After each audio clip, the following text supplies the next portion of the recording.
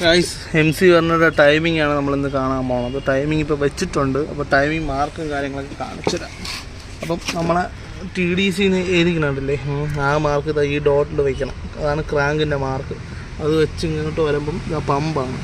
പമ്പിന് ശരിക്കും ടൈമിങ്ങും കാര്യങ്ങളും ഇല്ല, എന്നാലും പമ്പിലൊരു മാർക്കുണ്ട്. ഈ ഡോട്ട് ഇങ്ങോട്ടിരിക്കും. അതുപോലെ തന്നെ ഇത് കണ്ടില്ലേ, ഈ ഒരു ആരോ ഇത് ഇവിടെ ഒരു ഡോട്ടുണ്ട്. ആ ഡോട്ടിലോട്ട് നോക്കിയിരിക്കും. ആ പമ്പ് ഓക്കെ ആകുമ്പം ക്യാമ് രണ്ടും മുകളിലോട്ടാണ്. ഈ ഡോട്ടും മുകളിലോട്ട് നോക്കി നിൽക്കുക. അതുപോലെ തന്നെ ഓരോ ചെയിൻ്റെ മാർക്കിലായിട്ടൊരു ഗോൾഡ് കളറ് നമുക്ക് അറിയാനായിട്ട് ഒരു ഇതുണ്ട്. അതുപോലെ തന്നെ ചെയിൻ നല്ല ലൂസാണ് ഗൈസ്. 2 ലക്ഷം കിലോമീറ്റർ ഓടിയ വണ്ടിയാണ്. ഇതുവരെ ചെയിനും കാര്യങ്ങളൊന്നും മാറിയിട്ടില്ല.